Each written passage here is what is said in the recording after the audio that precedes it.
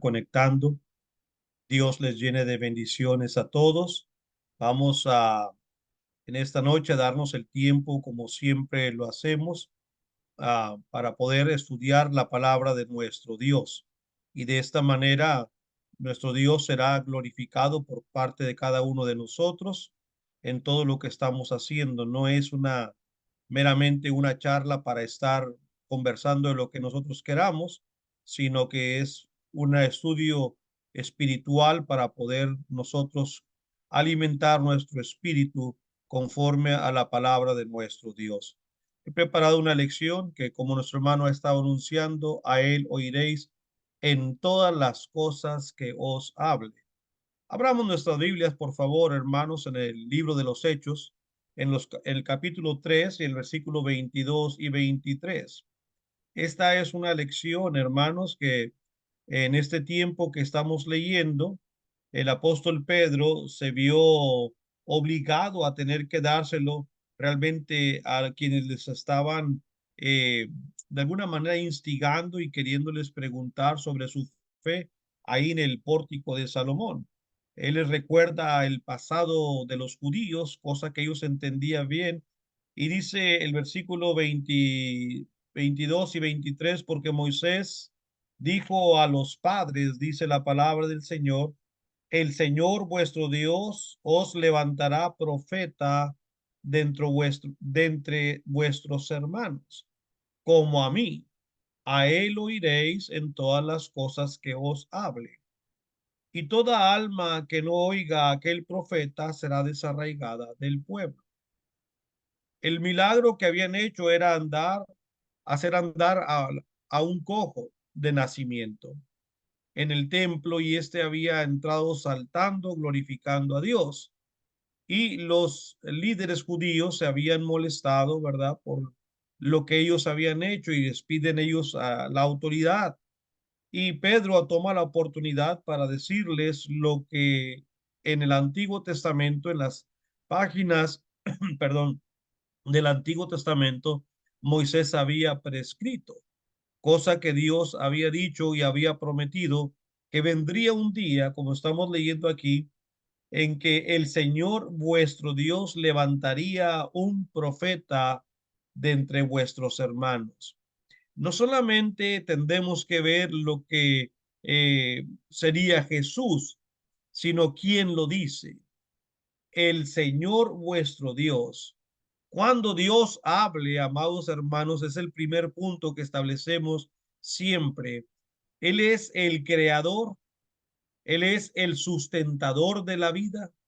Por lo tanto, cuando Él hable, debemos nosotros poner atención a lo que Él dice. ¿Para qué? Para poder nosotros entonces también asimilar de una manera, hermanos, correcta lo que Él dice. Y Él prometió levantar un profeta de entre los hermanos, es decir, ese profeta del cual Él habló vendría del pueblo judío, porque con ellos estaba hablando. Dice, sería como yo, a mí era Moisés quien estaba hablando, quien Dios habló por medio de Moisés a su pueblo, le dio la ley y guió al pueblo por 40 años en el desierto, y Dios le dio a Moisés la ley para que la transmitiera al pueblo. Así que así como yo, un día Dios va a levantar a un hombre de entre su pueblo, pero la diferencia sería, a él oiréis. Moisés no dijo eso de sí mismo meramente porque Dios es el que hablaba, pero a este profeta que Dios promete levantar habría que oírle. Aparte de todo, dice, en todas las cosas que os hable. Así que el pueblo de Dios tenía que estar a la expectativa de la llegada de ese profeta que Dios había prometido, porque habría que hacerle caso en todo lo que él dijera. Y luego viene una reprimienda para quien decida no hacerle caso. Dice el versículo 23, y toda alma que no oiga a aquel profeta será desarraigada del pueblo. La palabra desarraigada encuentra su origen en cortar de raíz. Una cosa es cortar algo por encimita, podarlo. Otra cosa es sacarlo de raíz.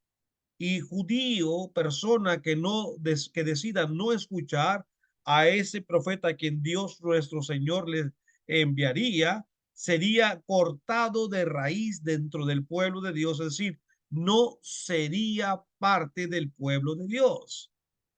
Así que quedó bien clarito lo que Moisés les dice.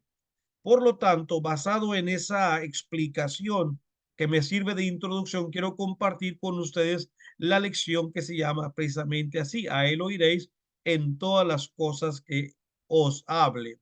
Vamos a ver nosotros cosas que frecuentemente hoy en día no se escuchan, es decir, que no hacen caso a lo que ese profeta dijo. Y es muy importante entender que lo que dice la palabra del Señor es todavía se cumple hasta el día de hoy. Entonces, cuando hablamos de cosas que frecuentemente el hombre no quiere escuchar, es qué dice Dios, qué dijo ese profeta en relación a lo que constituye una fe salvadora. ¿A qué se refiere la escritura? ¿Qué dice ese profeta cuando estamos hablando de una fe salvadora? Bueno, oigamos al profeta, no oigamos al hermano Basilio, sino que oigamos lo que dijo nuestro Señor Jesucristo. Pablo, un hombre que habló bajo inspiración, dice en la carta a los Romanos en el capítulo 5, versículo 1. Note bien, amados hermanos, que estamos ahorita tratando de elucidar lo que constituye esa fe que salva, porque muchas veces eso no se escucha en las predicaciones. La fe que salva dice: justificados pues por la fe, tenemos paz para con Dios por medio de nuestro Señor Jesucristo. Primeramente, esa fe que puede salvarnos, como dice el versículo 1, es una fe que justifica. La palabra justificación es una palabra de origen, hermanos, ¿cómo se le dice? De un tribunal, de una corte. Es una palabra que tiene que ver, hermanos, con ser absuelto, con ser liberado, con quedar, hermanos, la persona sin ninguna carga. Entonces, somos justificados, pues, por la fe. Ahora, esa fe, hermanos, ocasiona, esa fe que Dios quiere que tengamos, ahorita la vamos a ver más en detalle, esa fe, hermanos, proporcionará a la persona paz para con Dios. ¿Por qué nos va a proporcionar paz para con Dios? Pues es obvio, hermanos, porque a nosotros realizar y ejercitar la clase de fe que Dios nos da, entonces encontramos agrado, encontramos nosotros aceptación, y Él contribuye a nuestra justificación, Él proporciona la justificación y el hombre siente paz porque estoy de acuerdo con el Creador. Estoy en una relación perfecta con Él. He hecho lo que Él me dijo que hiciera. Estoy oyendo la voz de aquel profeta. En la misma carta a los Romanos, en el capítulo 6, se nos dice, hermanos, cómo se adquiere esa fe. Dice Romanos capítulo 6, versículos 17 y 18. Una vez más, voy a leer, hermanos, la palabra de Dios que dice: ¿no sabéis que si os sometéis a alguien como a esclavos para obedecerle, sois esclavos de aquel a quien obedecéis, sea del pecado para muerte o sea de la obediencia para justicia? Todo lo que el versículo 16 hace es establecer dos cosas. Número uno, nuestra voluntad de someternos a alguien. ¿Entendió? No somos obligados a nosotros someternos. Lo hacemos de corazón, lo hacemos por nuestra propia voluntad. Dice: ¿no sabéis que si os sometéis a alguien como esclavos para obedecer? Nosotros hemos decidido someternos como esclavos a nuestro Dios. Pero hay quienes deciden también someterse como esclavos al pecado para muerte, Y nosotros hemos querido someternos a Dios para obedecerle, para ser que justificados. Ahí está la relación del capítulo 5 verso 1. La obediencia que le prometemos a Dios y que estamos haciendo para nuestro Dios nos ayuda a encontrar esa justificación de la cual hablamos, según el versículo 16. Y luego dice, pero gracias a Dios, dice Pablo, que aunque erais esclavos del pecado, creo que de ahí salimos todos, ¿verdad? Nosotros éramos en un tiempo, vivíamos esclavizados en el mundo del pecado. Por eso dice Pablo a los colosenses que el Señor nos trasladó del reino de las tinieblas al reino de su amado Hijo. Todos nosotros un día pertenecimos a ese mundo del pecado. Éramos esclavos del pecado. Dice, pero gracias a Dios que aunque erais esclavos del pecado, habéis obedecido de corazón. Fue nuestra propia iniciativa, fue nuestra voluntad. Lo hicimos de corazón a aquella forma de doctrina a la cual fuisteis entregados. Estamos hablando de la fe que constituye, hermanos, la salvación. Se obtiene, se adquiere a través de obedecer, hermanos, una forma establecida, una forma de doctrina, como dice aquí el versículo 17, a la cual nos entregamos. La palabra forma aquí en el verso 17 procede de una palabra griega en el original que se decía o se empleaba, por ejemplo, hermanos, para dar lo que es la horma de un zapato, ¿verdad? Esa forma es el molde, perdón, no la horma, es el molde que hacía, ¿verdad? Un zapato. Entonces, si tomamos en cuenta, esto es muy importante.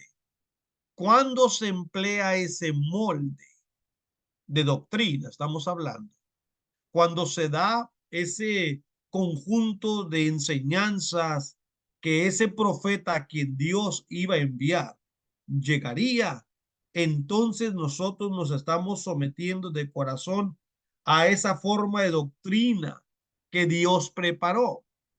Estamos en camino a la salvación porque estamos haciendo lo que Dios manda.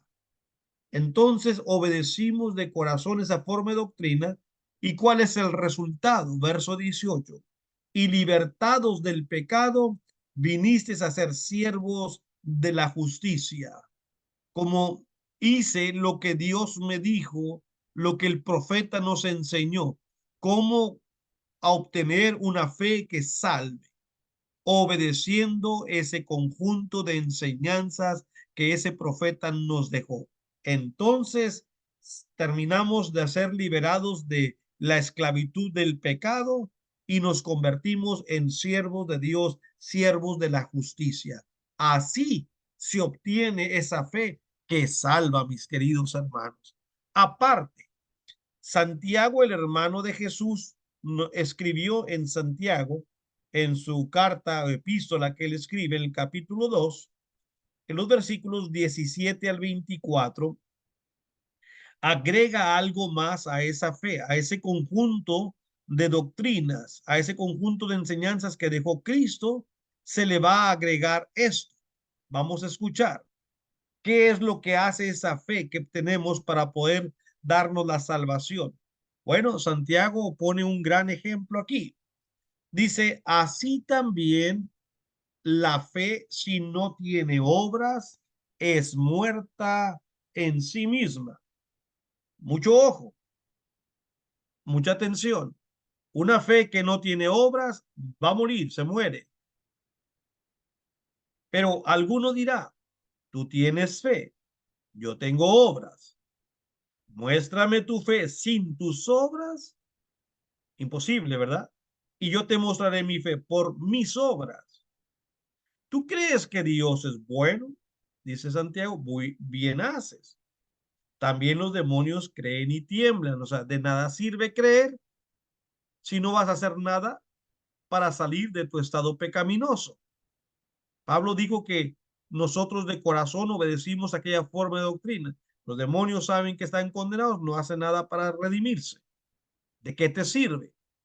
Sigue diciendo, verso 20. Mas quieres saber, hombre vano, que la fe sin obras es muerta. Prácticamente es lo mismo que dijo el verso 17. Pero por si ahora no lo escuchaste, déjame te lo repito. ¿No fue justificado por las obras Abraham, nuestro padre, cuando ofreció a su hijo Isaac sobre el altar?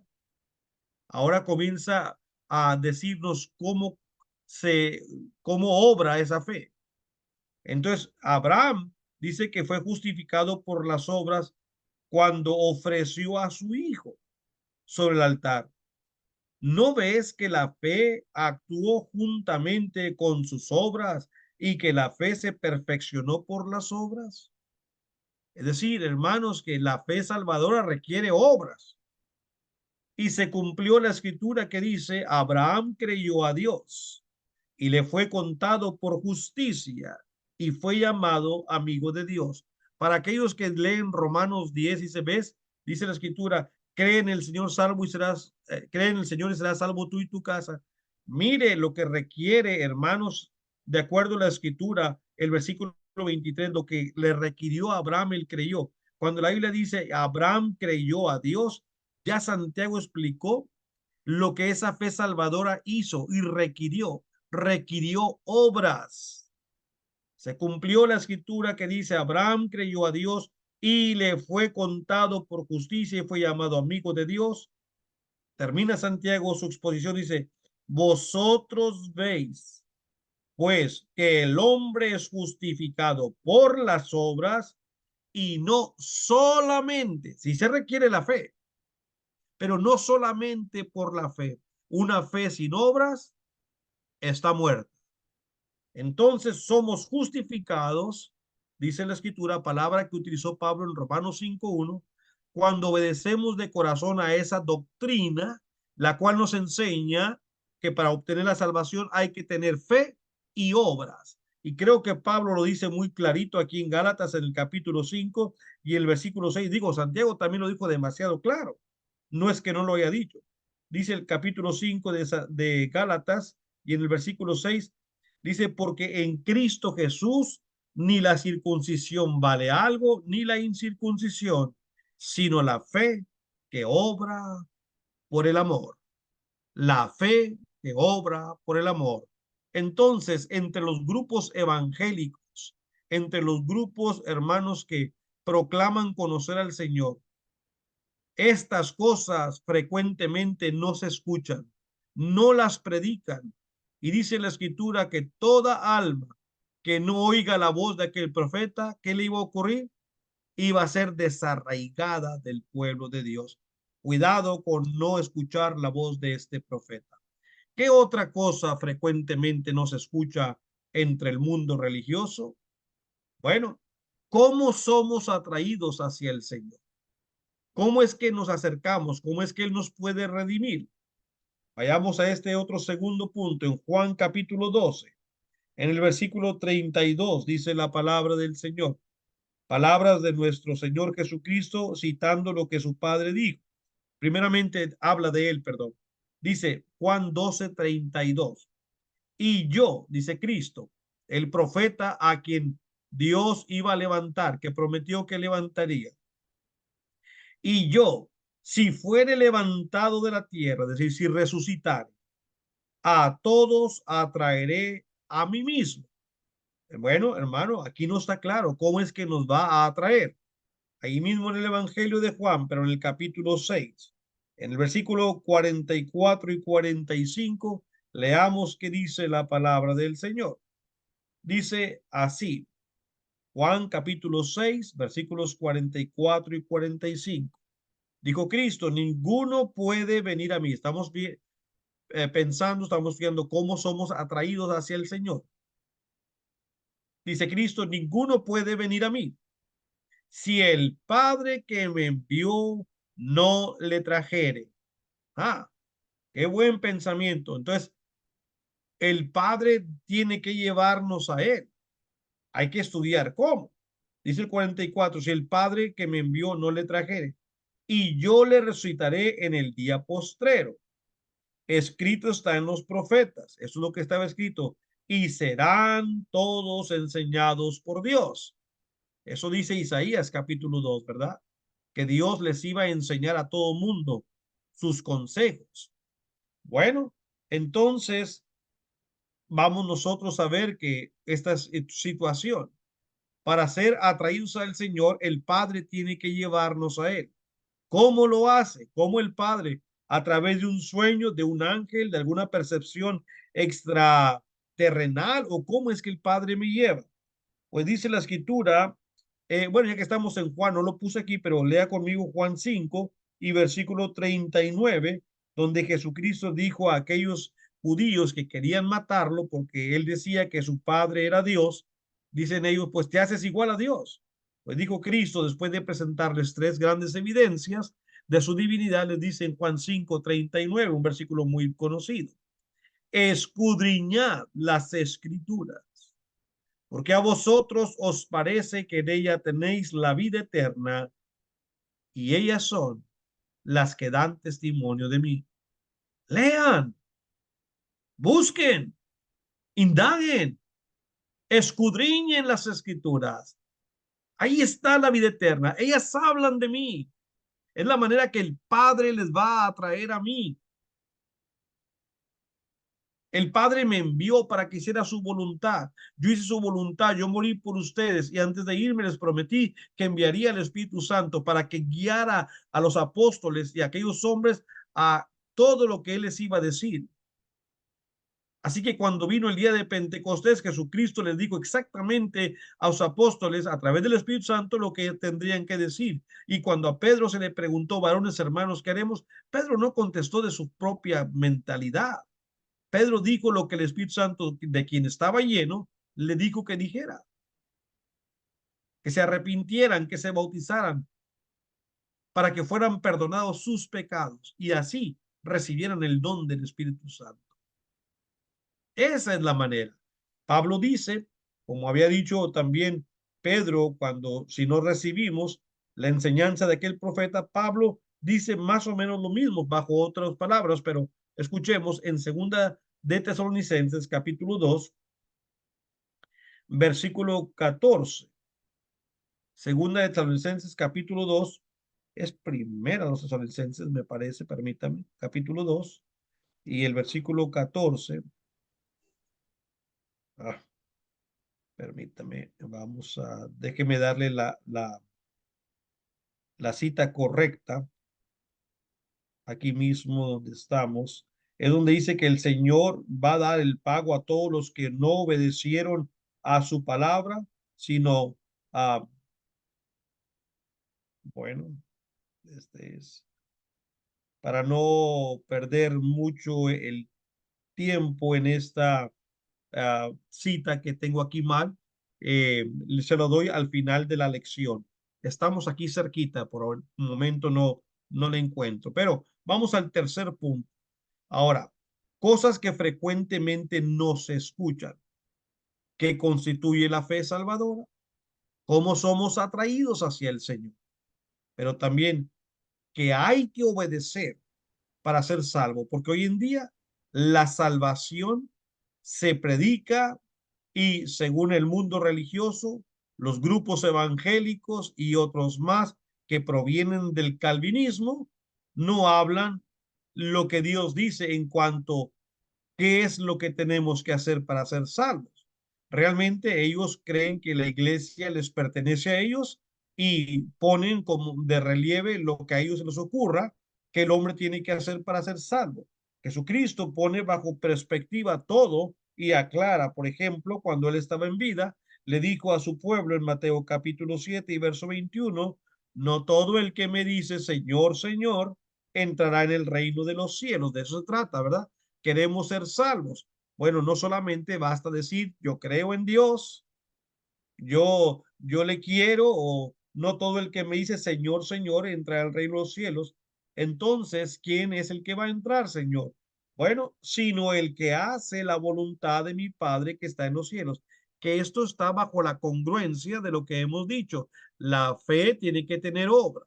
Somos atraídos a través de la palabra de Dios. Entonces, aquí nos dice que tenemos que hacer la voluntad de su Padre. Y la voluntad de su Padre está expresa en las Escrituras, a quien Cristo les dijo a su pueblo: escudriñen, porque a vosotros os parece que tenéis la vida eterna, y ellas son las que dan testimonio de mí. Entonces, ¿qué tenemos que hacer? Leer, escuchar la voz del profeta para poder obedecer y ser salvos. No basta solamente decir que yo creo. ¿Qué dijo Santiago? ¿Tú crees que Dios es uno? Bien haces. Déjame recordarte que los demonios también creen y tiemblan. Entonces no basta solamente, hermanos, de creer en Jesús. No es lo suficiente. Hay que hacer su voluntad. El apóstol Pedro, bajo inspiración, en la primera carta, en el capítulo 1 y en el versículo 22, dice la escritura, cómo se purifica nuestra alma. Dice, para poder ser salvo, habiendo purificado vuestras almas por la obediencia. Lo mismo que dijo Jesucristo. No todo el que me dice Señor, Señor, sino el que hace la voluntad de mi Padre, habiendo purificado vuestras almas por la obediencia a la verdad, mediante el Espíritu, para el amor fraternal no fingido, amaos unos a otros entrañablemente de corazón puro. Entonces, ¿cómo somos purificados? Según el versículo 22, cuando obedecemos, hermanos, a la verdad mediante el Espíritu. ¿Qué hay que obedecer para ser salvos? Esa verdad prescrita por nuestro Dios. De hecho, el escritor de los Hebreos se suma también a nuestra lección para aportar su granito de arena, diríamos nosotros, que en el capítulo 5 de Hebreos, en los versículos 8 y 9, dice el escritor: y aunque era hijo, por lo que padeció, aprendió la obediencia. Aún Cristo vino a obedecer a su Padre, diciendo, ¿verdad? No hago nada de lo que yo quiero, sino lo que el Padre me dice, y es lo que yo hago. Verso 9, y habiendo sido perfeccionado, porque él también aprendió la obediencia, vino a ser autor de eterna salvación. Cristo es el autor de salvación para quienes, para todos los que le obedecen. ¿Qué hay que hacer? ¿Qué hay que obedecer para ser salvo, hermanos? Hacer la voluntad de Dios. Él es el autor de eterna salvación para todos los que le obedecen. Bueno, ahí ahora sí está, era capítulo 1, ¿verdad? Segunda de Tesalonicenses, capítulo 1, ahora sí, el versículo 7 al 9, dice la palabra del Señor así. Segunda de Tesalonicenses 1, versos 7 al 9. Y a vosotros que sois atribulados, dice Pablo, daros reposo con nosotros cuando se manifieste el Señor Jesús desde el cielo con los ángeles de su poder, en llama de fuego, para dar retribución o pago, que es lo mismo, a los que no conocieron a Dios. Hay un pago especial para los que no conocen a Dios. Y también ni obedecen al evangelio de nuestro Señor Jesucristo. ¿Cuál será su pago? Los cuales sufrirán pena de eterna perdición, excluidos de la presencia del Señor y de la gloria de su poder. Todo por no querer obedecer lo que es la voluntad de nuestro Dios. Este es el más grande problema de estas personas. Así que tenemos que tener mucho cuidado para que nosotros no caigamos en tal descrédito también, mis hermanos, en nuestro Señor, para nuestro Señor Jesucristo, ¿verdad? Una cuarta cosa, para que no el tiempo no me gane y deje incompleta esta lección. Otra cosa que frecuentemente no se predica, no se escucha. ¿Cómo debemos adorar a Dios? Bueno, el texto primero que aparece ahí en el Evangelio de Juan, creo que es uno de los más conocidos, pero siempre yo digo esto, hermanos, no porque sea un texto conocido o que frecuentemente leemos, pierde su importancia. Al contrario, qué bueno que lo sabemos, qué bueno que lo tenemos frecuentemente en nuestro vocabulario y en nuestra mente. Dijo Jesucristo en Juan, en el capítulo 4, versos 23 y 24, más la hora viene y ahora es cuando los verdaderos adoradores adorarán al Padre en espíritu y en verdad. Porque también el Padre tales adoradores busca que le adoren. ¿Qué tipo de adoradores busca el Padre que le adoren? Aquellos que quieren adorarlo en espíritu y en verdad.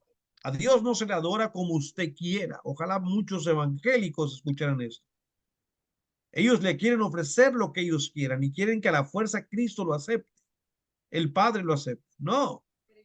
El Padre busca que le adoren en espíritu y en verdad, conforme lo que el Espíritu ha revelado, conforme a ese grupo de enseñanzas, a la doctrina a la cual nos hemos sometido de todo corazón, a esa forma de doctrina. Dios es espíritu y los que le adoran en espíritu y en verdad es necesario que adoren en espíritu y en verdad. Así que toda adoración que se le dé a nuestro Padre Celestial, que no cumpla con este primario eh, mandamiento, este requisito de aquel profeta a quien Dios levantaría como a Moisés, y toda aquella persona que no oiga la voz del profeta será desarraigada. Toda adoración que se dé no sea conforme a esto no es aceptada. Por eso, hermanos, dice en Hechos capítulo 2 y en el versículo 47, el apóstol Pedro, en ese gran primer sermón que se dio a judíos y a gentiles hasta el día de hoy para nosotros, alabando a Dios. La iglesia debemos adorarlo, debemos alabar y teniendo favor con todo el pueblo. El Señor añadía cada día a la iglesia los que habían de ser salvos. Sigamos predicando esa promesa tan grande. No es que la iglesia salva, la iglesia es el grupo de los salvos. El Señor añade a su iglesia los que van a ser salvos. Y una vez que estemos ahí, el mismo libro de los Hechos, en el capítulo 20 y versículo 7, nos da parte de la adoración diciendo el primer día de la semana, reunidos los discípulos para partir el pan. Y como la Biblia, hermanos, nos da autoridad por medio de estos tres grandes ejemplos, que es el ejemplo aprobado, que es la inferencia necesaria y es el mandamiento directo. De aquí, versículo 7, inferimos que nosotros también como discípulos debemos reunirnos todos los primeros días de la semana para partir el pan. ¿Cómo debemos adorar a Dios? Como dice la Escritura, bajo ese conjunto de enseñanzas, bajo esa forma de doctrina a la cual fuimos entregados. Pablo les enseñaba habiendo de salir al día siguiente y alargó el discurso hasta la medianoche. En ese primer día de la semana hay algo más que debemos hacer, según nos dice Pablo en la primera carta a los Corintios, en el capítulo 16, en el versículo 1 y 2. Ahora, esta, este mandamiento, hermanos, de que estamos leyendo aquí, en estos grupos religiosos hoy en día, hermanos, no se hace eso. En muchos grupos religiosos no se toma la cena del Señor cada domingo y mucho menos respetan esto que vamos a leer en 1 Corintios 16, 1 y 2. Dice, en cuanto a la ofrenda para los santos. Número uno, la ofrenda, amados hermanos, es exclusiva para los cristianos y cristianas, solamente para los santos. ¿Sabíamos esto? Solamente para los santos. Es dinero muy delicado. Lo que está en su cartera es suyo. Lo que entra en la ofrenda ya no es nuestro, es de Dios. Y tiene prioridades, tiene requisitos cómo usarse, a quién usarse. Así que en cuanto a la ofrenda para los santos, haced vosotros, ahí estamos, ahí está la inferencia, haced vosotros también de la manera que ordené en las iglesias de Galacia, las iglesias de Cristo que estaban creciendo en aquellos contornos. Cada primer día de la semana, leímos hace rato en Hechos 27 que los discípulos se reunían para partir el pan. aquí tenemos otro mandamiento. Cada primer día de la semana, cada uno de vosotros, esto es un mandamiento, hermano, no es una opción. Cada uno de vosotros ponga aparte algo. Cuando usted reciba su pago, aparte algo para su Dios. Comprométase con Dios. Dice, aparte algo. No dice cuánto. Sí, en el Antiguo Testamento Dios pidió el diezmo, 10%. Hoy, bajo la gracia, no pide el Señor una cantidad. Nos lo deja a nuestra discreción, a ver qué tanto corazón tenemos. Dice, aparte, ponga aparte algo según haya prosperado. No es cualquier cosa, no es como yo quiera. Eso que aparto es según haya prosperado. Obviamente, si no prosperé mucho, tal vez esta semana no le daré mucho al Señor, si eso es lo que yo percibo, pero si prosperé bien, tal vez le dé mucho mejor que las veces anteriores, ¿verdad? Entonces, según haya prosperado, guardándolo para que cuando yo llegue no se recojan entonces ofrendas. ¿Cuándo debemos recoger las ofrendas? El sábado, el martes, el miércoles.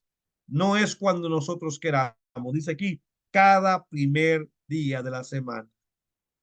Grupo religioso, iglesia del Señor, que quiera levantar ofrendas entre semana, que porque tiene necesidad. ¿Usted cree que Dios no sabía esto? Todavía el mandamiento no cambia. Cada primer día de la semana. Pero estas cosas frecuentemente no se predican en estos grupos. Dos cosas más antes de que el tiempo se nos vaya. Cosas que frecuentemente no se escuchan.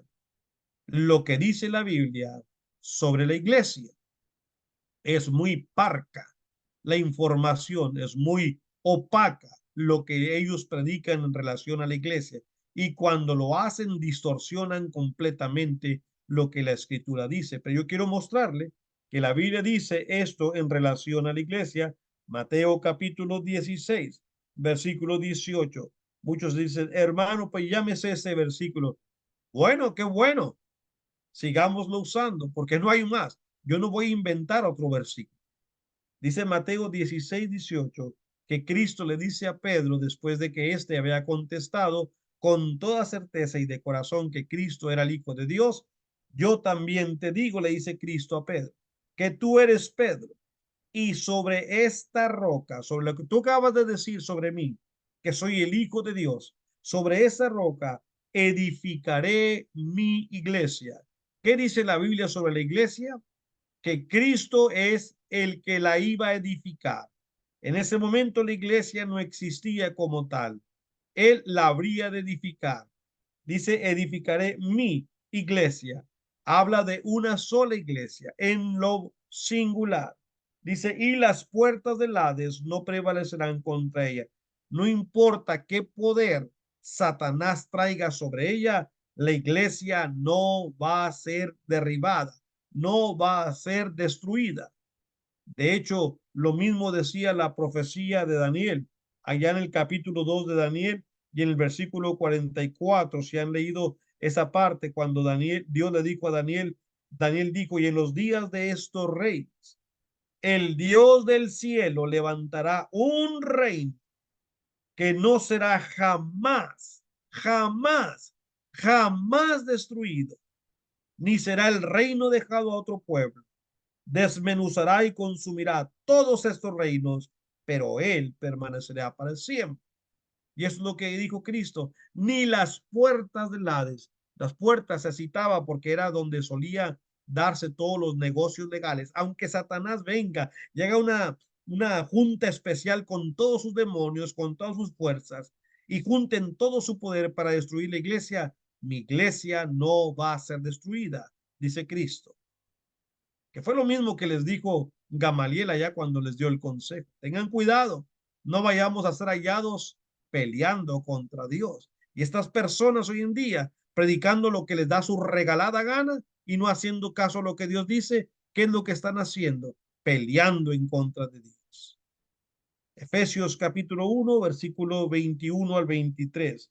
Dice la palabra del Señor así.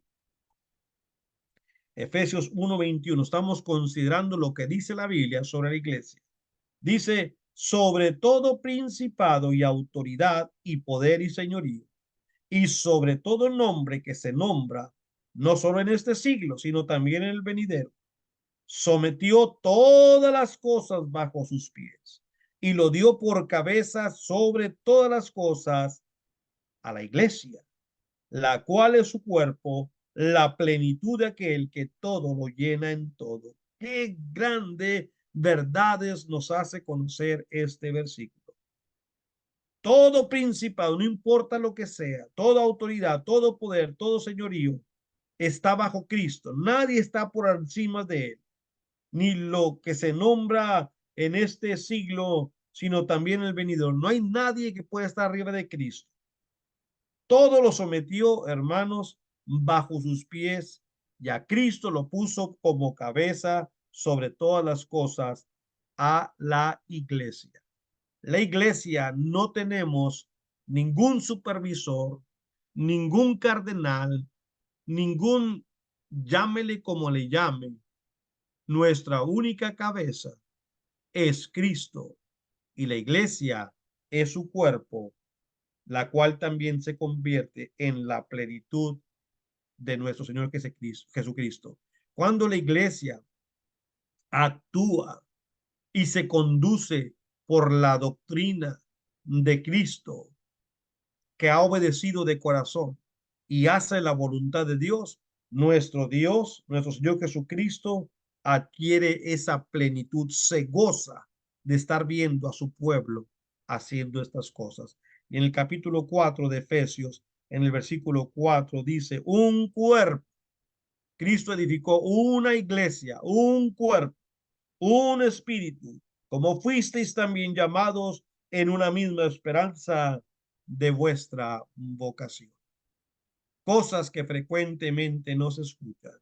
Una más, la necesidad, esta es para nosotros, de anteponer lo primero cuando hay que poner prioridad en nuestras vidas. Mateo 6:33, otro texto súper conocido por muchos de nosotros, dice nuestro Señor Jesucristo. Mateo 6:33, mas buscad primeramente, mis amados hermanos, buscad primeramente el reino de Dios y su justicia, y todas estas cosas os serán añadidas. Él había estado hablando de las cosas que comúnmente los hombres nos preocupamos. El qué comer, el qué vestir, el qué tener. Dice, olvídense de eso. Busquen primeramente el reino de Dios y su justicia. Y nosotros, amados hermanos, ¿lo estamos haciendo? El Señor Jesucristo demanda que nosotros le demos prioridad al reino de Dios, no a nuestra vida, no a nuestra carrera, no a nuestra diversión, no a nuestras metas. Busquemos primeramente el reino de Dios y su justicia. Pablo escribió un ejemplo sobre esto en 2 Corintios, en el capítulo 8 y en el versículo 5, cuando hablaba de aquella ofrenda que él andaba reuniendo para llevarla a los santos necesitados en Jerusalén. Pone de ejemplo a las iglesias de Macedonia diciendo, y como lo esperábamos, y no como lo esperábamos, sino que asimismo se dieron primeramente al Señor y luego a nosotros por la voluntad de Dios. Esta iglesia de Macedonia, hermanos, eran iglesias humildes, no tenían mucho, pero como se brindaron a Dios primeramente, dieron un gran ejemplo. Dice el versículo 1 al 3. Asimismo, hermanos, os hacemos saber la gracia de Dios que se ha dado a las iglesias de Macedonia, que en grande prueba de tribulación, la abundancia de su gozo y su profunda pobreza abundaron en riquezas de su generosidad. Pues doy testimonio que con agrado han dado conforme a sus fuerzas y aún más allá de sus fuerzas. Eso es buscar primeramente el reino de Dios y su justicia. No tenían, demasiado. No tenían mucho, pero lo que tenían se lo dieron a nuestro Dios con esa presteza. Finalmente, en Lucas capítulo 9, versículos 57 al 62, palabras de nuestro Señor Jesucristo que dicen, yendo uno les dijo en el camino, Señor, te seguiré a donde quiera que vayas. Y le dijo Jesús, las zorras tienen guaridas, las aves de los cielos nidos, mas el Hijo del Hombre no tiene dónde recostar la cabeza. ¿Quieres seguirme? Y dijo a otro, sígueme. Él dijo, Señor, déjame que primero vaya y entierre a mi padre. Jesús le dijo, deja que los muertos entierren a sus muertos, y tú ve y anuncia el reino de Dios. Entonces también le dijo otro, te seguiré, Señor, pero déjame que me despida primero de los que están en mi casa. Jesús le dijo, ninguno que poniendo su mano en el arado mira hacia atrás es apto para el reino de Dios. En esos tres ejemplos, ¿qué es lo que nos está diciendo el Señor? La prioridad. Poner primeramente el reino de Dios y su justicia, y todo lo demás os será añadido. Así que cosas que frecuentemente no se escuchan, que constituye la fe salvadora, lo hemos visto.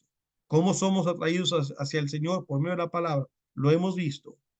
Que hay que obedecer para ser salvo, nada de que no tienes que hacer, sí tienes cosas que hacer, porque no todo el que me dice Señor, Señor, será salvo. ¿Cómo debemos orar? En espíritu y en verdad. Lo que dice la Biblia sobre la iglesia, solamente hay uno, Cristo es la cabeza. Ahí está el grupo de los salvos. La necesidad de anteponerlo primero. Mateo 6:33, buscando primeramente el reino de Dios y su justicia. Dios ordenó esto. Moisés lo predijo y Pedro lo recordó en Hechos 3:22 al 23. Escúchenlo. Todos los que no oigan la voz de ese profeta serán desarraigados. Gracias por su atención. Que Dios le bendiga. Si usted no ha escuchado la voz de este profeta, ¿qué está esperando?